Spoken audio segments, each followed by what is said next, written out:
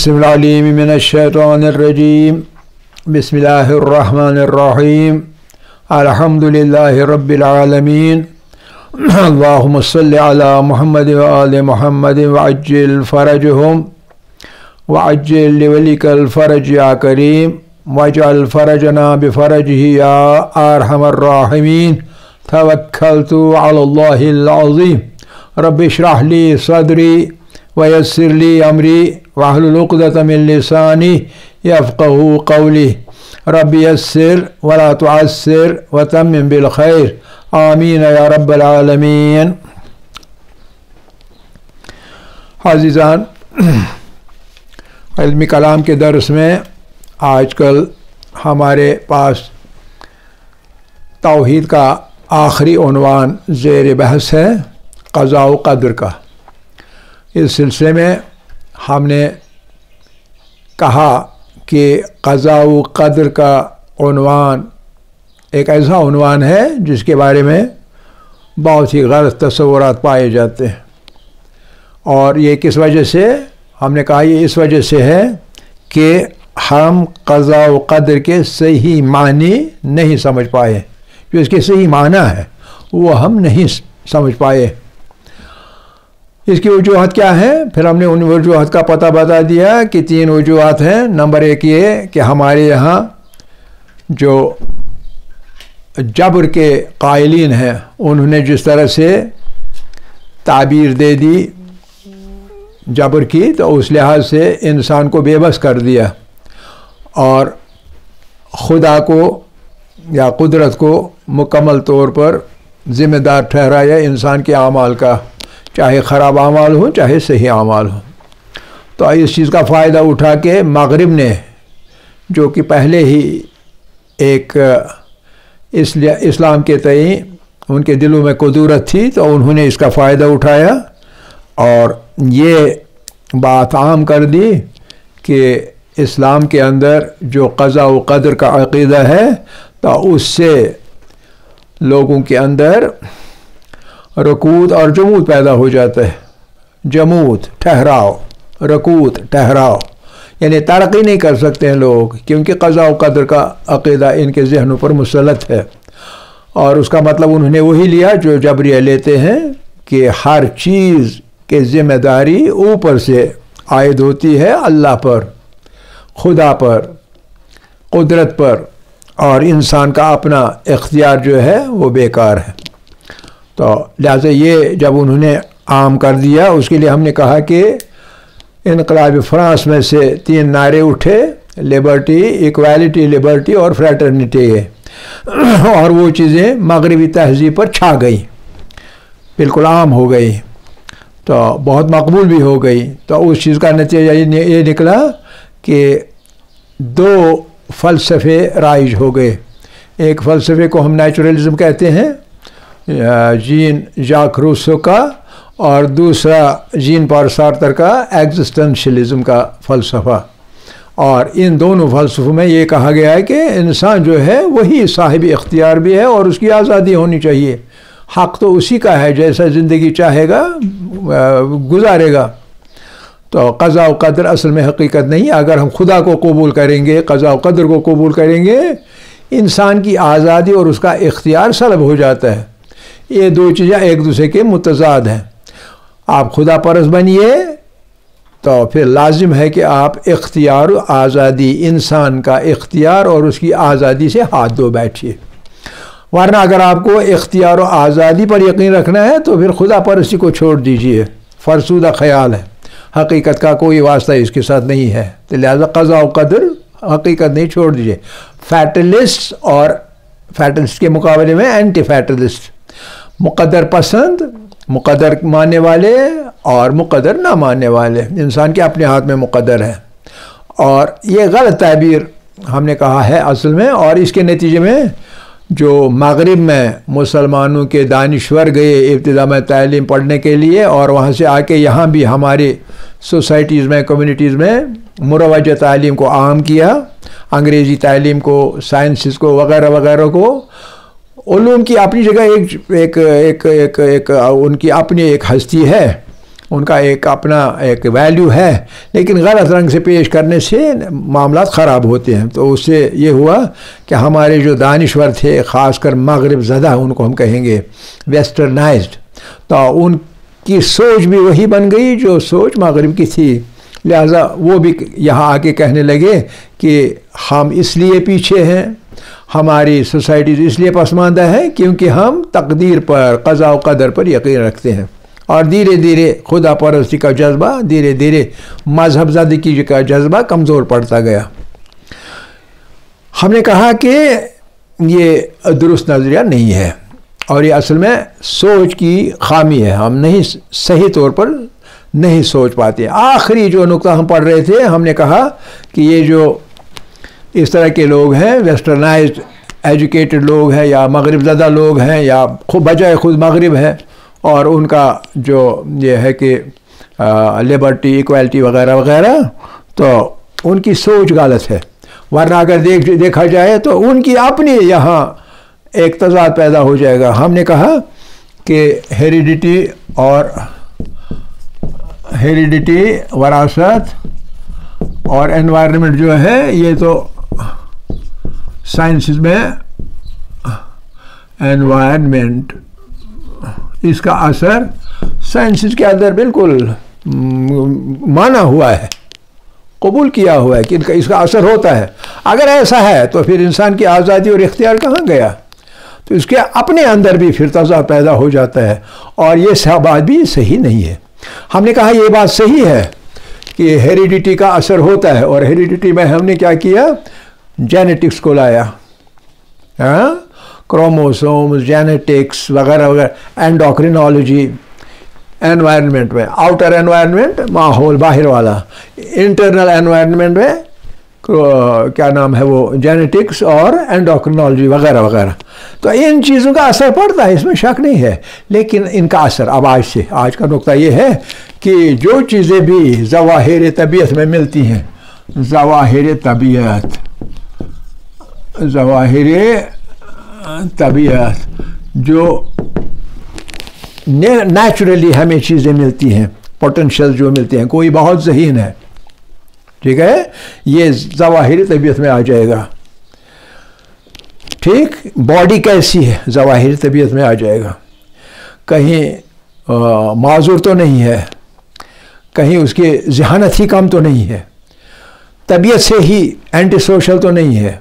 Anti social अगर होगा तो मुजरिम बन जाएगा, ठीक है कि नहीं, कारआमद फ़र्द सोसाइटी का नहीं बन जाएगा। इन सब चीज़ों को हम कहेंगे ज़वाहिर तबीयत। इन ज़वाहिर तबीयत में इन चीज़ों का असर आ जाएगा, दोनों चीज़ों का, हेरिडिटी का भी और एनवायरनमेंट का भी। और इसमें इस चीज़ को हम क्या कहेंगे, ज़वाहिर तबीयत कहेंगे या सलाहियत कहेंगे, सलाहियत या काबिलियत वगैरह वगैरह, ज़हानत, ये सब चीज़ें, यानी पोटेंशियल, एक पोटेंशियल होता है। असली चीज़ ये है कि आया पोटेंशियल, इंसान अपना पोटेंशियल जो उसके अंदर है उसको वो एक्चुअलाइज करता है या नहीं, यानी उसका फ़ायदा उठाता है या नहीं उठाता। हमारे सामने मिसालें हैं जिनमें ये ज़वाहिर तबीयत है, इनका नतीजा क्या होगा ये असल चीज़ है। नतीजे पर एंड प्रोडक्ट क्या है, एंड प्रोडक्ट यानी नतीजा, नतीजा क्या है वो ज़रूरी है। नतीजा, एंड प्रोडक्ट, आखिरी नतीजा क्या है, एंड प्रोडक्ट क्या है, ये असल चीज़ ज़रूरी है। आया सआदत है नतीजा या शकावत, आदमी शकी बनेगा या सईद बनेगा, कैसा आदमी बनेगा, कामयाब बनेगा या नाकाम बनेगा। शकावत व सआदत, शकावत को हम कहेंगे नामुरादी, क्योंकि शकावत अच्छी बात नहीं है। सआदत को हम कहेंगे कामयाबी। आया इंसान ज़िंदगी में कामयाब होता है या नाकाम, यानी उसे ज़िंदगी में आखिर पर क्या मिलता है, इस चीज़ का दारोमदार क्या इस ज़वाहिर तबीयत पर है या नहीं है। हम देखते हैं कि नहीं है। गोया इनका असर जो है, इन चीज़ों का असर, पोटेंशियलिटीज़ का असर, इसका असर इल्ज़ामी नहीं है। इल्ज़ामी इल्ज़ामी असर, इल्ज़ामी असर, असर इफ़ेक्ट, ये कॉजेज़ है, कॉजेज़, इफ़ेक्ट निकलता वैसा ही या नहीं है। इल्लत ये है, इल्लत या इलल, वाहिद या जमा में, इल्लत या इलल ये हैं, ठीक है, लेकिन क्या इनका असर वैसा ही निकलता है इल्ज़ामी तौर पर, लाजमी तौर पर, इल्ज़ामी नहीं लाजमी तौर पर, क्या नेसेसरली, क्या ज़रूरी तौर पर इनका असर पॉजिटिव निकलता है या नहीं निकलता है। हम देखते हैं सोसाइटी के अंदर कभी कभार ऐसा होता है इंसान के पास ये सब सरमाया है, इसको हम कहेंगे अब सरमाया, सलाहियत, पोटेंशियल, पोटेंशियल को हम सरमाया कहेंगे। सरमाया है एक इंसान के पास, बहुत ज़हीन है, ये सरमाया है, इसका फिजिक बहुत रॉबस्ट है, ये सरमाया है, ठीक है कि नहीं, ये सरमाया बन जाएगा। ये सरमाया उसके पास है, क्या वो उस सरमाया का फ़ायदा उठाता है या नहीं। असल चीज़ सरमाया नहीं है, असल चीज़ है इस्तिफ़ादा। इस्तिफ़ादा मतलब इसका फ़ायदा उठ रहा है या नहीं। जब हम अपनी सोसाइटी पे नज़र डालते हैं, हम देखते हैं कभी कभी इंसान के पास सरमाया होता है, ज़हीन भी होता है, रॉबस्ट भी होता है, हेल्थ भी उसकी अच्छी होती है, और एनवायरनमेंट भी बहुत रिच होता है उसका, अच्छे घराने से ताल्लुक़ रखता है, पैसे वाले भी हैं, माल दौलत भी है, जायदादें भी है वगैरह सब कुछ है, लेकिन इस्तिफ़ादा नहीं होता है। और इस्तिफ़ादा ना होने की वजह से ऐसे लोग कभी कभार क्या होते हैं, नामुराद होते हैं, नाकाम होते हैं, और बजाय सोसाइटी को कुछ देने के सोसाइटी के पीछे पड़ते हैं, चोरी करते हैं, डिकेटी करते हैं, मुजरिम बनते हैं। याद रखना चाहिए सबसे बड़ा मुजरिम जो होगा, मुजरिम जो सबसे, मुजरिम तब तक नहीं अच्छा बन सकता है जब तक न वो ज़हीन होगा। चोरी करने के लिए ज़हानत की ज़रूरत है, चोरी जिस तरह की भी होगी, चोरी गबन करने के लिए, एम्बेज़लमेंट करने के लिए, रिश्वत लेने के लिए, लूटने के लिए, आपसे जब तक ना ज़हीन होगा आदमी तब तक वो लूटने के तरीके जहन में पैदा नहीं कर सकते, इस्तेमाल नहीं कर सकते। लिहाजा अक्सर सूरतों में जो मुजरिम होते हैं उनका ज़हीन होना लाजमी है। इसका नतीजा ये निकला कि सरमाया असल चीज़ नहीं है, बल्कि सरमाए से कैसा इस्तिफ़ादा, कैसा इस्तेमाल करता है आदमी, वो असल चीज़ है। समझ रहे हैं कि नहीं। लिहाजा बसा औकात ऐसा होता है कि सरमाया कम है, एक शख्स है उनके पास सरमाया ज़्यादा नहीं है, कम सरमाया लेकिन इस्तिफ़ादा अच्छा है, और नतीजा क्या निकलता है, नतीजा ये निकलता है कि वो इस्तिफ़ादा करता है, मेहनत करता है, प्लानिंग करता है अपनी ज़िंदगी में, अपने कैरियर बनाने के लिए, मेहनत से, मशक्क़त से। कम ज़हीन है लेकिन मेहनत करता है, मशक्क़त करता है, मोटिवेशन अपने अंदर पैदा करता है, इरादा अपना पुख्ता है। ये सब चीज़ों का इस्तेमाल करके वो ज़्यादा कारगर और कामयाब आदमी बनता है, कामयाब और कारगर। और उसके मुकाबले में आपने सुना होगा कि हमारे यहाँ लखनवी नवाब मशहूर हैं, या हमारे यहाँ ये जागीरदार लोग, जागीरदार हजरात जो हैं, उनके बच्चे आजकल कभी कभी भीख मांगते। हमारे यहाँ लखनऊ में जो नवाब या मुग़ल पुराने ज़माने के बहादुर शाह ज़फ़र के जो आजकल के पसमानदगान हैं, वो लोग क्या करते हैं, भीख मांगते हैं। और हमारे यहाँ लखनऊ में हमने देखा है बटेरबाजी और मुर्गबाजी करते हैं वो नवाबों के औलादें। एक आदमी मुर्गा पालता है, दूसरा आदमी मुर्गा पालता है, फिर बहुत खुश होते हैं, उनको आपस में लड़वाते हैं, जिसका मुर्गा ज़्यादा कामयाब होगा तो वो चीयर करता है और कहते हैं मेरा मुर्गा, मेरे मुर्गे ने कमाल किया, आपके मुर्गे को हराया। मुर्गेबाजी, बटेरबाजी, कबूतरबाजी, आसमान की तरफ, छतों की तरफ नज़र होती है, पर इसी के साथ ज़िंदगी गुजारते हैं और धीरे धीरे इफलास यानी गुर्बत में घिर जाते हैं और पुरानी नवाबी तम ख़त्म। आप समझ रहे हैं कि नहीं। जैसे हमारे यहाँ कुछ पुराने लोग सरमाएदार जो थे, उनके आजकल की औलादें आवारगी, पसमानदगी, इफलास और गुर्बत में ज़िंदगी गुजारते हैं। क्योंकि हालांकि उनके पास एनवायरनमेंट था, बहुत रिच एनवायरनमेंट था, सरमाया उनके पास बहुत था और सेहत भी उनकी अच्छी है, रॉबस्ट लोग हैं, लेकिन इफलास ज़दा ख़त्म, वो नवाबी ख़त्म है, वो सरमाएदारी ख़त्म है, क्योंकि असल चीज़ इस्तिफ़ादा है, असल चीज़ सरमाया नहीं है। आप समझ रहे कि नहीं? तो लिहाजा ये कहना कि ऊपर से ही मुशख़्ख़स है इंसान का गरीब बनना, नहीं।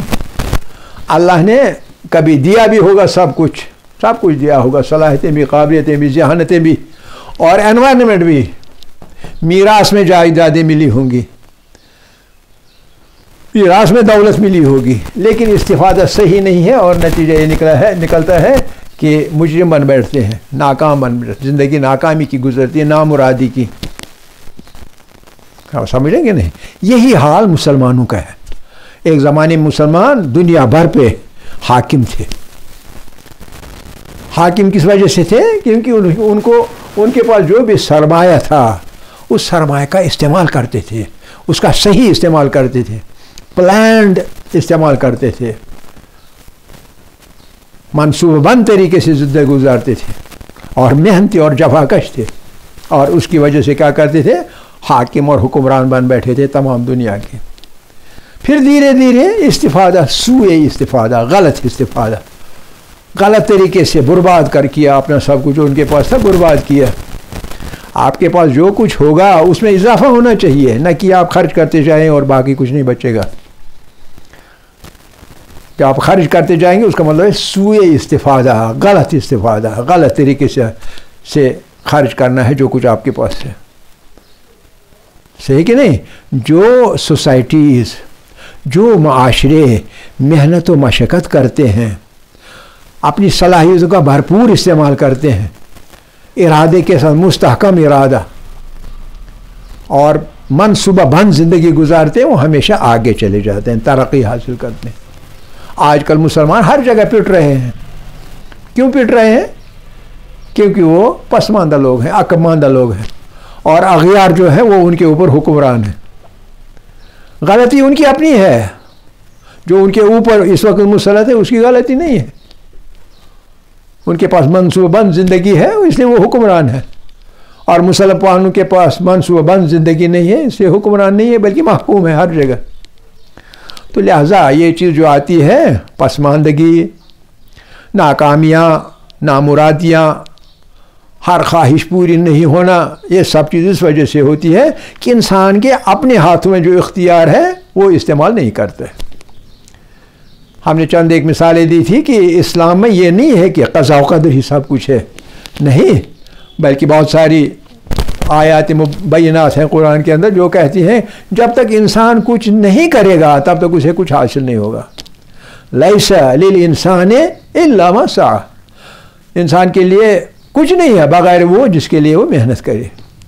इस तरह इन्नल्लाह ला युग़य्यिरु मा बिक़ौमिन हत्ता युग़य्यिरु मा बिअनफुसिहिम, अल्लाह नहीं आएगा आपकी हालत बदलने के लिए, बल्कि अपनी हालत इंसान को खुद बदलनी पड़ेगी, तब जाके अल्लाह आपकी कोशिशों को समरावर करता है,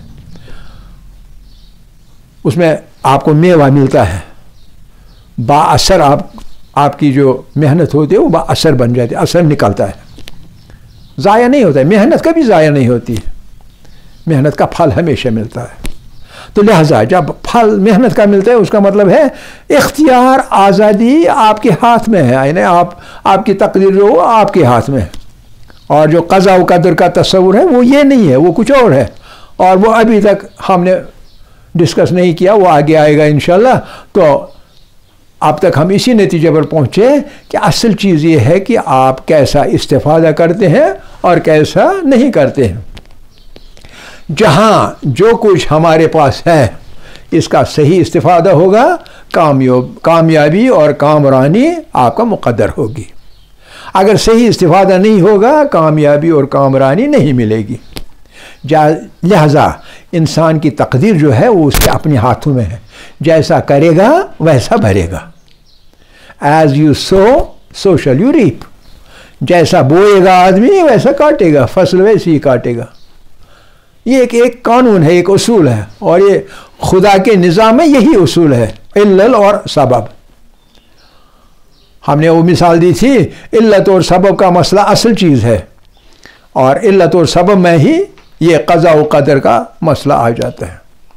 तो ये था ख़ास बहस जो इस बारे में है, क़ज़ा व क़दर के बारे में गलत फहमी, उस गलत फहमी को कैसे दूर किया जा सकता है। कहा जाता है कि यहाँ एक बहुत अच्छी मिसाल मुझे याद आई, फ़ारसी की एक प्रोवर्ब है, आपके पास सरमाया है, आपके पास पोटेंशियल है, जितना ज़्यादा सरमाया है उतनी ज़्यादा जिम्मेदारी है। फ़ारसी में एक कहावत है, हार के बामश बीश बरफश बीशतर, हर के बामश बीश बरफश बीशतर। आपका हमारे पास एक झोंपड़ी है, मकान बड़ा सा नहीं है, छोटी झोंपड़ी है, छोटी सी, उसकी छत भी छोटी होगी ना, और जो बर्फ गिरेगी वो भी कम गिरेगी उस पर, सही है कि नहीं, और इसलिए वो टूटेगी भी नहीं, बर्फ ज़्यादा गिरेगी, हमारे झोंपड़ी की छत नहीं टूटेगी। अब कहते हैं हार की बामश, बाम यानी छत, हार की बामश बीश, जिसके मकान की छत बड़ी होगी, बीश ने ज़्यादा होगी, बर्फश बीशतर, तो उस पर बर्फ जो गिरेगी वो ज़्यादा गिरेगी, सीधी सी बात है, इसलिए हमेशा छत टूटने का ख़तरा भी रहेगा। उसका मतलब क्या है? उसका मतलब ये है कि जिस शख्स के पास सलाहियत ज़्यादा है, काबिलियत ज़्यादा है, ज़हानत ज़्यादा है, उस पर ज़िम्मेदारी भी ज़्यादा है, उस पर ज़िम्मेदारी बढ़ जाती है। जैसे मिसाल के तौर पर शरीयत के अंदर अगर आकिल है आदमी, आकिल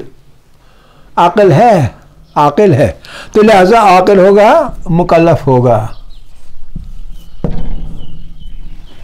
तकलीफ उस पर आयद होगी, नमाज वाजिब, रोज़ा वाजिब, ज़कात वाजिब, हज वाजिब, वगैरह वगैरह वाजिब। आकिल नहीं है मसलन, उस पर नमाज वाजिब ही नहीं, कम अक्ल है मिसाल के तौर पर, तकलीफ भी उस पर नहीं है।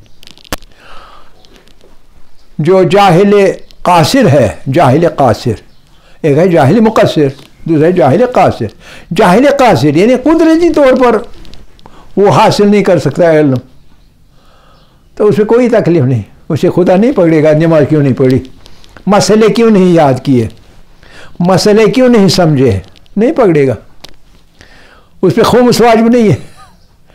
लेकिन जिसके पास सब कुछ है उस पर खुम्स वाजिब है, उस पर ज़कात वाजिब है, उस पर रोज़ा रखना वाजिब है।